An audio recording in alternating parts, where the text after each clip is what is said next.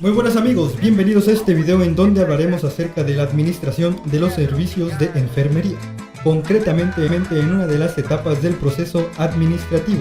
Estamos hablando de la integración. Pero antes que nada vamos a presentar a nuestro equipo, que está conformado por Alexandra Reyes Domínguez, Valeria Urqueta Rincón, Eric Marcos y su servidor Rodolfo Cruz Soto. Un punto importante antes de comenzar a hablar más acerca de este tema es el significado de lo que es integración. Esto significa unir. En esta etapa del proceso administrativo se unen las partes y se implementa el plan. La integración está íntimamente relacionada con la planeación y la organización. Estas, al relacionarse con la selección, el desarrollo y evaluación de personas, implica una complejidad que no puede preverse. La incertidumbre que tal función provoca da lugar a problemas que desconciertan a los administradores y se colocan en un asunto de primordial importancia cuando se evalúan los costos del fracaso. Para ejecutar el plan se inicia con las técnicas de integración, las cuales están conformadas por el reclutamiento, la selección e introducción y desarrollo. Primero vamos a hablar del reclutamiento. Esto hace referencia principalmente a la unión, recabación y ordenamiento, así como la obtención de la información necesaria sobre los recursos que se utilizarán en la administración. ¿Y cómo obtenemos todo esto? Bueno, se obtiene principalmente de los centros donde se producen los recursos que son adquiridos por trabajadores de la empresa, a través de medios de comunicación, incluso de internos de la organización, por diferentes departamentos de personal, recursos humanos, etc. Bueno, si evaluamos las cualidades de los administradores requeridos, también notaremos que en parte son primordialmente psicológicas. ¿Esto qué nos dice? Bueno, que el éxito de la integración para contratar administradores depende de las técnicas para medir factores tales como la inteligencia, la personalidad, potencial para desarrollarse como un líder, el juicio y las motivaciones de cada persona. Existen tres métodos o formas de reclutamiento de personal administrativo. La primera es la promoción interna. Esta es muy común en las empresas y se maneja para el ascenso de los trabajadores. Sin embargo, originalmente se utilizaba para generar una especie de jerarquía y me preguntarán, ¿cómo es eso? Bueno, cuando iniciabas como un trabajador operativo, por dar un ejemplo, podías subir de puesto a supervisor. Una vez siendo un supervisor, podías ascender a otro cargo y así ascendentemente. Claro, siempre depende de tu desarrollo como trabajador. En la actualidad, la promoción interna está dejando de tener adeptos entre los administradores. Y es que ha llegado el grado en que algunas empresas lo proclaman como una ventaja y un beneficio para sus miembros. Es una realidad que actualmente al no contratar o administradores de forma externa, se favorece el monopolio sobre los cupos administrativos, se restringe la rivalidad y se apoya al ascenso. No obstante, llega a pasar que los empleados regularmente dudan de la lógica de una promoción interna, cuando lo viven por ellos mismos. Esto se puede dar cuando el trabajador que debe ascender no reúne las características administrativas, cuando el candidato que se tiene que elegir no goce de la simpatía mayoritaria, o cuando existen conflictos de interés, de tal forma que la solución más fácil para el ejecutivo es contratar a alguien neutral o externo. Es ahí cuando hablamos de el reclutamiento externo. Esta se utiliza para asegurar que los candidatos a los puestos administrativos son los idóneos para el desarrollo de su labor. Otra razón para adquirir a alguien externo sería el problema moral que significa el resentimiento del personal de la empresa, que no fue elegido para el ascenso. También, en algunas ocasiones, se requiere de los conocimientos o especialidades que los externos presentan, como nuevos conocimientos, así la empresa se mantiene innovada y actualizada constantemente. El siguiente punto dentro de las técnicas de integración tenemos la selección. La selección consiste en escoger, decidir, aceptar aquel recurso que más nos convence para lograr los objetivos planeados. En sí, la selección se utiliza tanto los recursos humanos como los materiales. En el ámbito de los recursos humanos, este es un proceso mediante el cual una organización elige entre una lista de candidatos la persona que satisface mejor los criterios exigidos. Para puede ocupar el cargo disponible considerando las actuales condiciones del mercado. En cuanto a la selección de recursos humanos, con la información adecuada sobre las existencias, se elige el sujeto idóneo, en lo que se refiere a recursos humanos, y al adecuado, tratándose de recursos materiales. En la selección personal, los requisitos y cualidades exigidas al aspirante para su ingreso no garantizan por sí solo la productividad. Para esto, y para asegurar en lo posible esta última, existen algunos métodos, entre ellos son la prueba de admisión. Esta consiste en la aplicación de cuestionarios con preguntas específicas al tipo de trabajo para el que desea contratar. Las preguntas predictivas miden tanto la salud mental, las de cultura general, y estas sirven de referencia para prever las necesidades de desarrollo.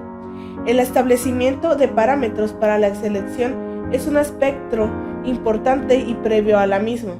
El expediente de admisión o de ingreso se integra por solicitud de empleo, pruebas de admisión y resultados, currículum vitae, cartas de referencia, resultados de las entrevistas y observaciones del periodo de prueba. La entrevista es de uso generalizado. Se realiza con guías y objetivos bien definidos. El propósito de la entrevista es complementar la información de la solicitud, aclarar aspectos confusos, poner a prueba al entrevistado y valorar su presencia física y sus cualidades personales para el puesto. Además, es importante crear un ambiente agradable, escuchar con atención, anotar las impresiones en el momento y hacer un buen cierre. El periodo de prueba o los periodos de prueba es el tiempo concertado para el trabajador y el empresario durante el cual cualquiera de ellos puede dar finalizada la relación laboral sin preaviso, sin necesidad de alegar ninguna causa y sin derecho a indemnización. En esta constituyen una excelente oportunidad para valorar las habilidades y aptitudes del trabajador y consecuentemente hacer una buena elección. El periodo de prueba debe ser retribuido, pero hay que aclarar al aspirante que es requisito para la contratación. El currículum vitae o historia laboral es el concentrado de las experiencias y conocimientos que posee el aspirante. No solo se utilizan para solicitar trabajo, se utilizan para el ascenso y para promover puestos. El currículum es una palabra que significa correr, vitae significa vida. Si unimos los vocablos, estaremos diciendo literalmente el correr por la vida. Interpretando, observamos que en nuestra vida acumulamos conocimientos y experiencias que deben ser demostradas para fundamentar nuestras pretensiones.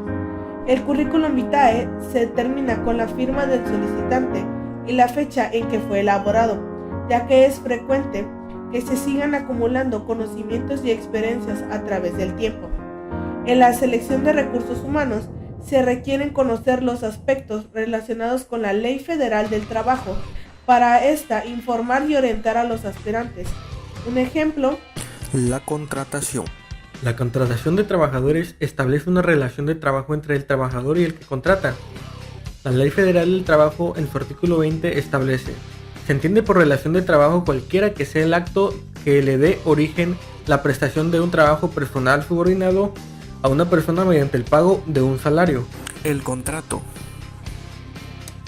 El artículo 25 de la Ley Federal del Trabajo establece que el escrito en que conste las condiciones de trabajo deberán contener nombre, nacionalidad, edad, sexo, estado civil y domicilio del trabajador y del patrón.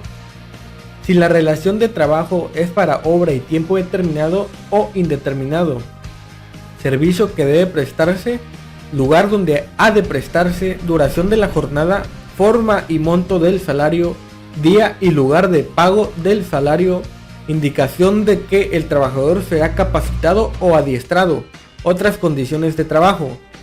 Los contratos deben incluir al menos los siguientes puntos: definición de conceptos, jornadas de trabajo y obligaciones, permisos y licencias, escalafón, riesgos de trabajo, salarios y tabuladores, jubilaciones y pensiones, capacitación y desarrollo, profesiogramas y reglamentos. La selección de recursos materiales abarcan todos los bienes tangibles de los que dispone la organización para desarrollar su trabajo. Hablamos de las instalaciones y oficinas, con su correspondiente mobiliario, la maquinaria de producción, vehículos, herramientas, materias primas o stock, entre otros. Por último, tenemos al tercer paso, la introducción y desarrollo. Consiste en propiciar el óptimo rendimiento de los recursos humanos, técnicos, financieros, de material y equipo. Si hablamos del personal, se realiza un desarrollo o una evolución. ¿Esto con qué? Con el propósito de lograr una óptima productividad. ¿Y esto cómo se logra? Bueno, con una constante enseñanza de servicio en sus 4 áreas. Y es una responsabilidad y una necesidad de la organización. Estas enseñanzas de servicio son la orientación, el adiestramiento, el desarrollo de liderazgo y la educación continua. Las necesidades de orientación se producen a causa de la movilización del personal, de los ingresos y de las necesidades de adaptación de los trabajadores. Está indicada para personal de nuevo ingreso, personal que cambia de turno o servicio como el personal ABC, personal que asciende o cambia de puesto. La orientación incluye la introducción al puesto, en el cual es importante considerar los siguientes aspectos: bienvenida, presentación, información, asesoría, ubicación física. El adiestramiento es necesario cuando el personal tiene la dificultad para aplicar técnicas o procedimientos, cuando debe manejar equipo que requiere conocimientos especiales o desconoce procedimientos técnicos. La necesidad de adiestramiento se presenta cuando se producen desperdicios innecesarios, descomposturas, ausencias frecuentes por frustración en actividades manuales que se dificultan, relaciones interpersonales defectuosas, ambientales, limitante y servicio deficiente. Los programas de adiestramiento no son para todo el personal, se adiestra únicamente a los miembros que lo requieren.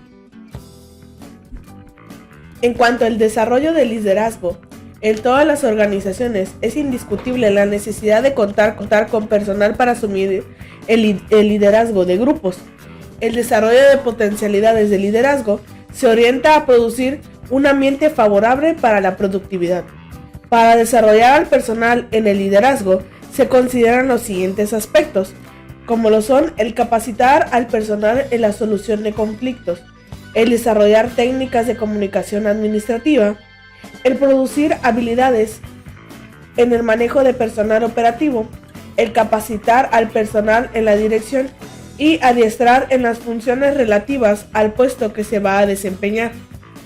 La educación continua o enseñanza continuada tiene como propósitos el reforzar la confianza del trabajador en su organización, también el sensibilizar a los cambios, el producir innovaciones y sobre todo apoyar la creatividad.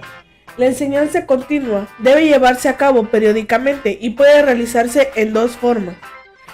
Tenemos la enseñanza formal. En esta se realiza en un centro educativo oficial, con un plan de estudios definido, a cuyo término se obtiene un grado académico, en el cual se encuentra amparado por un documento formalizado por la institución educativa. Para este tipo de enseñanza se pueden proporcionar becas. En cuanto a la enseñanza informal, se produce al interior de las instituciones empresariales, a través de conferencias, cursos, talleres, congresos, simposios, etc. Los propósitos de dicha enseñanza suelen ser de actualización. El hecho de que se requiera de conocimientos cada vez más amplios y especializados obliga a las organizaciones a desarrollar el recurso humano con el que se cuenta. Principios de la integración. En la teoría general de la administración se han identificado como principios de la integración los siguientes. Del propósito. La integración procura asegurar que las funciones de la empresa sean realizadas por personal capacitado. De la selección. De la selección apropiada de recursos depende la calidad de servicio que se preste. De la definición de puestos, a mayor precisión de los puestos, mejores parámetros para la selección de candidatos ideales. De la selección, se debe seleccionar a la persona adecuada para el puesto, no adecuar el puesto a la persona. Del conocimiento, el individuo es capaz de asumir cualquier función siempre y cuando se le desarrolle para ello. De los recursos materiales, el mantenimiento y la conservación de los recursos materiales permiten un mejor aprovechamiento. Y para concluir, en recursos humanos tenemos que el reclutamiento es reunir información sobre candidatos y datos idóneos. En la selección es seleccionar por medios de métodos adecuados. La introducción y desarrollo a través de la enseñanza en servicio. Los recursos materiales se reclutan a través de la reunión de información sobre costos, existencias y calidad, siempre encontrando un balance entre estos tres. En la selección tenemos los proveedores conforme el cumplimiento de estándares. En la introducción y desarrollo, esto se realiza a través del mantenimiento, renovación o sustitución. Esto ha sido todo por el video, muchas gracias por la atención y nos vemos pronto, donde lo quiera.